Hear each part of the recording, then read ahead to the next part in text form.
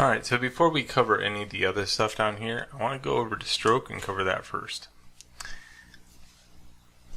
So right now we are using spacing under the stroke, and what that allows me to do is have a space between. It looks like there's a single line going on, but it's just very small spacing. So if I went to change that to 1%, it would get even smoother.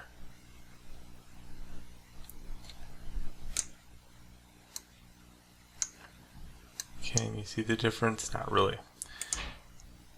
So here, that method spacing, notice that it has my view and scene.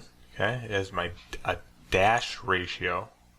Okay, it has a jitter ratio. This will allow you to do some randomness to it.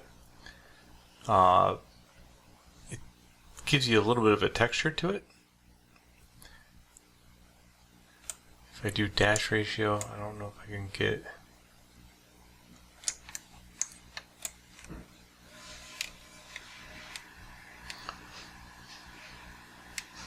So as I scrub across here, it's kind of like poking. It's not as fluent. It's more textured.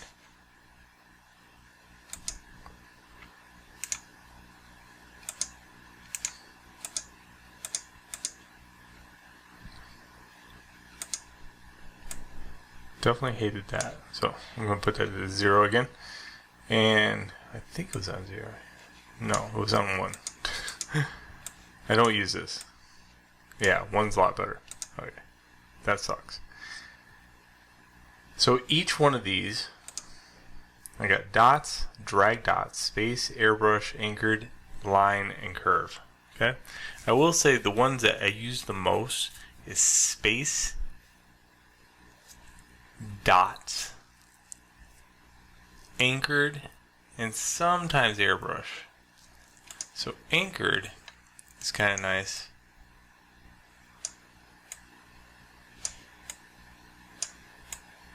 Because it really illustrates a curve. Okay? Where that's, see the fall off of that? That's happening because I'm going to cheat and go back over here to fall off.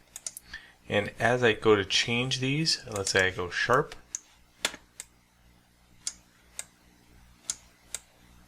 you get a whole different look.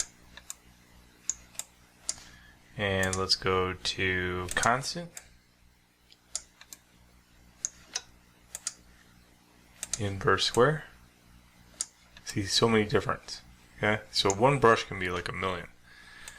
So if I went back to space with this inverse, I get a whole different thing.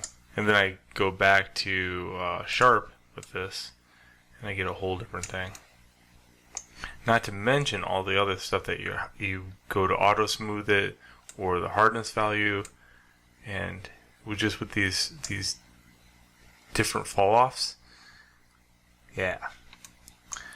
So if you think there's like only a few brushes in Blender, it's only because you don't know what you're doing, or you just have not played around with all of those settings, because there are so many brushes in Blender. Alright. So now, what was I going to? Oh yeah, dots. Dots is really cool. This is really good for rivets, by the way. So you can get a pretty good rivet going on. Just have to set these settings.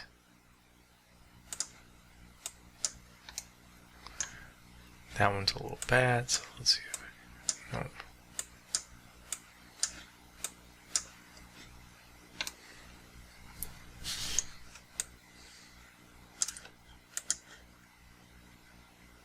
And you can make your own. Well, that's not bad. So it really just kind of puts it where you want it.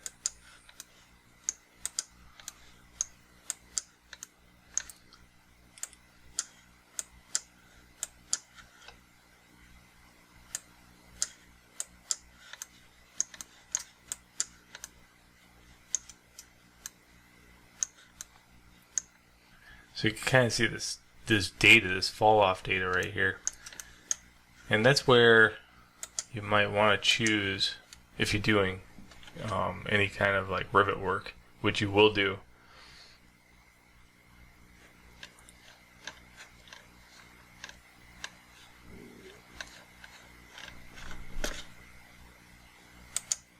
Let's go frame all.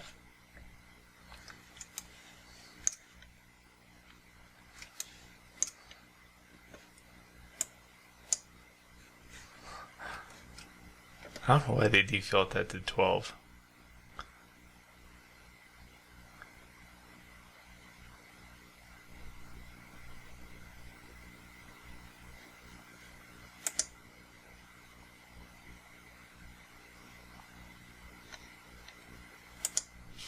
So I'll put that to 2.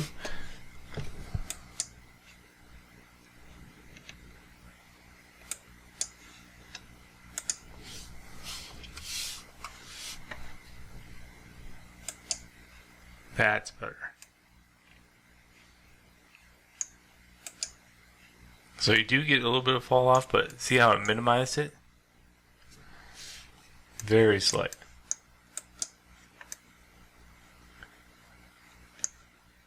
And if you want to clean that up, you just hold shift and you can see how it like smooths it out.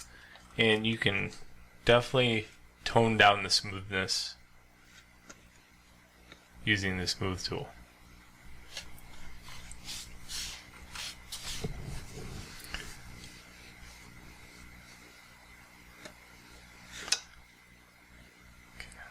Uncheck that so we can get through it.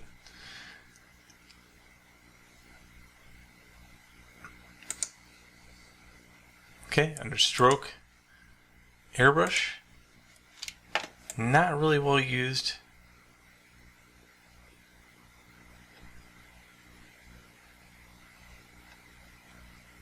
You can get some interesting things going on depending on what you use.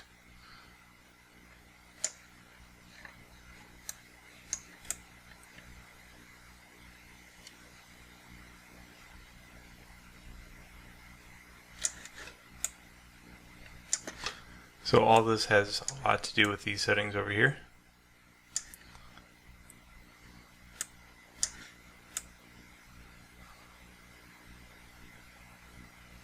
It's interesting. I use it every once in a while. And I don't know. I don't use line very often. I don't use curve very often. Anchored, I use all the time. But I already covered that one. Cool. So that's it.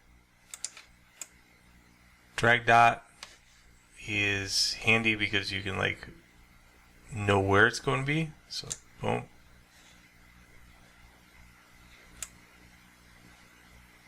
Sometimes the transition to the surface looks better too.